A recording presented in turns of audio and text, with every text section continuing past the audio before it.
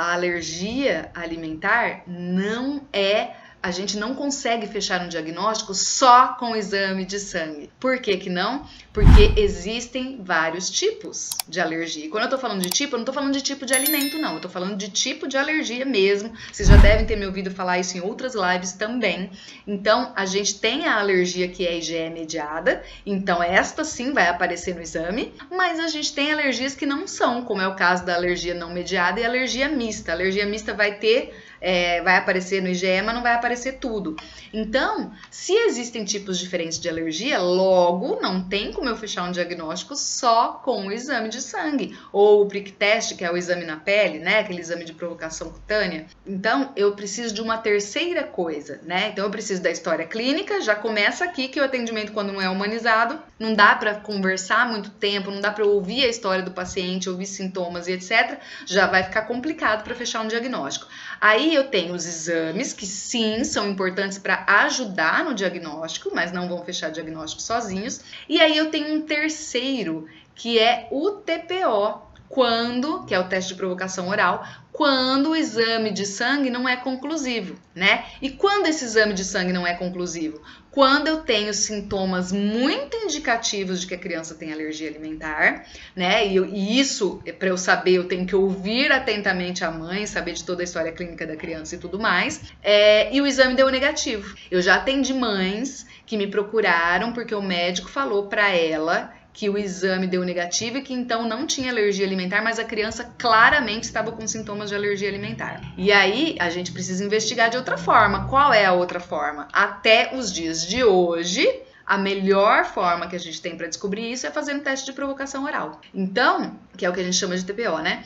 Então, a gente precisa desses três. A gente fala que é uma tríade, né? Para fechar um diagnóstico de alergia alimentar, tá bom? Só que não somos nós, nutricionistas, que fechamos o diagnóstico. Normalmente não, tem que ser um médico, tá? Só que aí, é como eu disse pra vocês, o médico que é especializado realmente em alergia alimentar, ele vai saber disso que eu tô falando pra vocês e ele vai fazer o diagnóstico correto. Mas nem todo médico né, gente?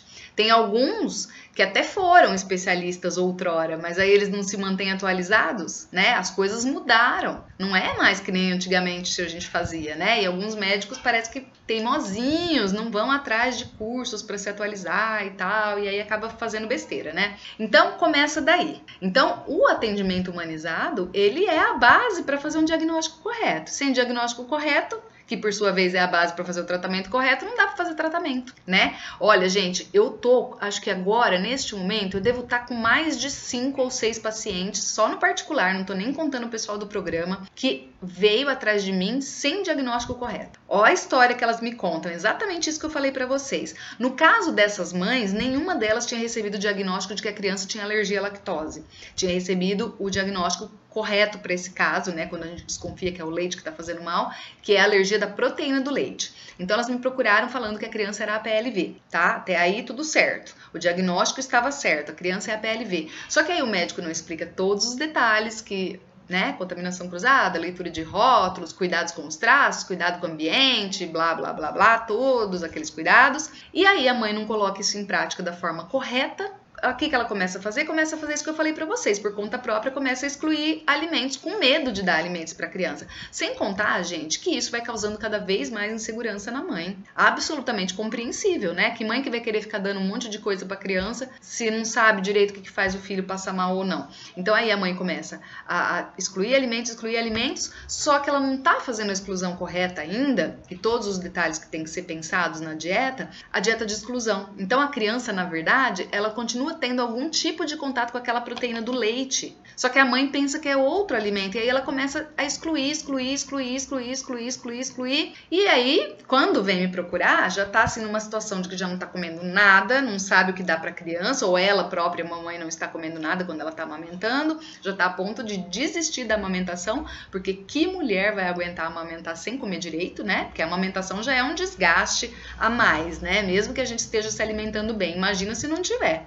ninguém aguenta mesmo, né? Qualquer uma de nós desistiria.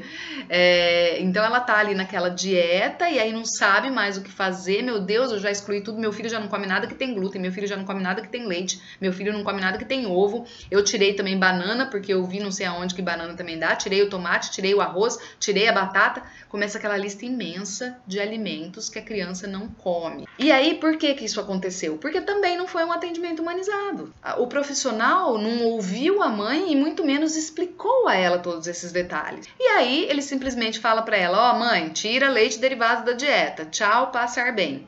A mãe pensa que leite derivado é o quê? É leite, queijo, iogurte, requeijão. É só deixar de comer isso. Mas não passa pela cabeça da mãe que a proteína do leite pode estar em vários outros lugares que ela nem sequer imagina. E a gente sabe que é assim na prática, né? Pelo menos a gente, eu quero dizer, eu e as pessoas que estão aqui sempre me acompanhando. Que vocês já devem ter visto eu falar isso várias vezes, né? Então, onde a gente menos imagina pode ter a proteína causadora da alergia. E se a mãe não é alertada em relação a todos esses detalhes, ela continua fazendo com que a criança tenha contato com essa proteína, claro que sem a menor intenção, sem nem saber. A criança não estabiliza, a dieta fica cada vez mais restrita. E aí acontece um outro problema muito sério, que eu também vejo muito no meu dia a dia profissional, que é, além de ter uma dieta de exclusão, que tem uma exclusão aumentada, né, que você aumenta muito os alimentos que precisam ser excluídos, essa lista, a gente ainda acaba fazendo com que a criança diminua, ou melhor, como que eu posso dizer? Fazendo com que a criança tenha um sistema imunológico cada vez mais imaturo, cada vez com menos possibilidade de trabalhar bem. Por quê? Porque se a criança está com déficit nutricional, está faltando um monte de vitamina, como é que esse sistema imunológico vai responder ao tratamento, minha gente? Não responde. E vocês sabem, a alergia alimentar está relacionada com o sistema imunológico, que é o nosso sistema de defesa. E se eu não tenho vitaminas, eu não tenho todos os nutrientes, eu não cuido do meu organismo de um modo geral, especialmente intestino, o meu sistema imunológico vai ficar defasado, né? Pensa bem, sempre que a gente está com alguma doença, ou melhor, a gente está aí com um risco de gripe, vai mudar o tempo, tá frio, então a pessoa começa a espirrar e vai pegar gripe. Qual é a primeira coisa que a gente pensa? Vou tomar vitamina, né? Vou tomar vitamina C, vou tomar um chazinho, vou me cuidar, vou tomar um banho quente, vou não sei o quê. E por que quando se trata de uma alergia alimentar, a gente não pensa a mesma coisa? Não tô falando do banho quente, né, e do chazinho, porque isso seria mais para quem quer evitar uma gripe aí possível, mas principalmente a questão da vitamina. Gente, a grande maioria das crianças que eu atendo por conta dessa dieta muito restrita tem déficit nutricional de vitaminas importantíssimas para o bom funcionamento do sistema imunológico. Tem déficit de vitamina D, de zinco, vitamina C, tem déficit de cálcio, principalmente quando é a PLV, né? E aí tira todo o leite derivados. Embora o leite não seja a nossa melhor fonte de cálcio, ela ainda é a nossa maior fonte de cálcio, né? É a fonte de cálcio que é mais comum da gente usar por conta dos nossos hábitos e tudo mais. Então aqui eu não estou entrando no método de ser a melhor fonte, mas de dizer para vocês que a maioria das pessoas extrai da alimentação, né, o cálcio de leite e derivados. E aí, quando a criança é a PLV e corta tudo isso da dieta dela, o que acontece? Falta cálcio. Ou da dieta da mãe, né, se for a mamãe que está amamentando. Então, falta cálcio, falta vitamina D, falta vitamina C, falta zinco e ainda por cima, a grande maioria dos profissionais de saúde que não são especializados não orientam o uso de probiótico, que também é super importante para fortalecer o sistema imunológico.